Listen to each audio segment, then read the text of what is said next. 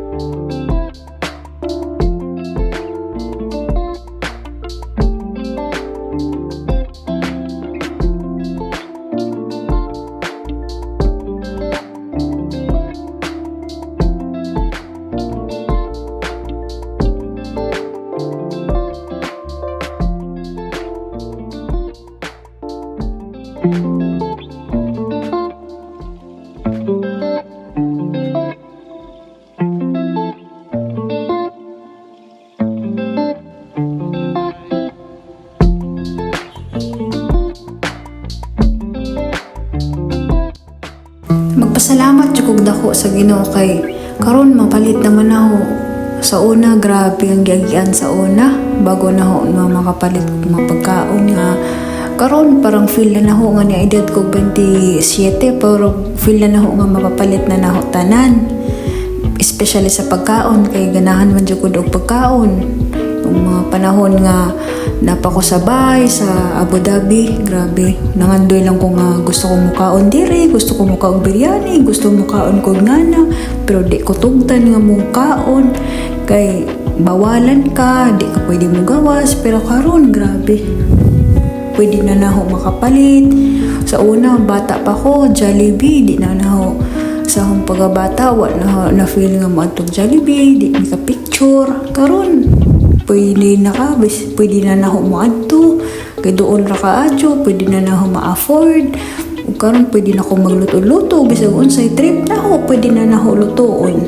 Sakto jud nga og magka-mature na kasi imong magkataas imong edad, ma-feel mo na kaya day na ho.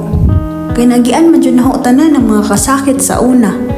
Karon my God, pwede na ko mukaon bisag unsa.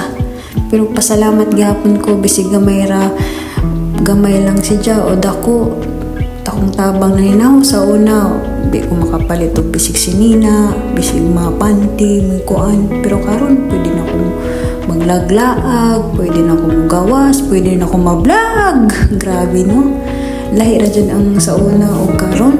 Kay burag sa una, di man pabor na ho ang panahon. Daghan mo ko'y nagian. Pero karon pwede na akong bubuhat og tsapat na happy ko sa akong gibuhat, enjoy ko, maayo kung aha ko karon. Kapasalamat ko pasalamat og dako kay bisig nga nilang ko makapada ko sa akong pamilya, makasupport ko nila panagsa, di pa sa tanang oras. Thank God jud sa tanan na mga sakripisyo na karong nagian. Di jud lalim sa una pero karon pasalamat kog maayo nga nakakaon akong tarong, nanambok na ko, proud ko. Di ko mauwaw nga nanambok ko kay proud jud ko ug usang gigian sa una. Dili mo sunod sa tanang mga sitwasyon na hitabo nimo sa una ug karon. Tapos mo fast forward ka. Laban lang sa buhay mga kabayan. mga OFW kung saan man kayo, kung ahaba mong lugar karon.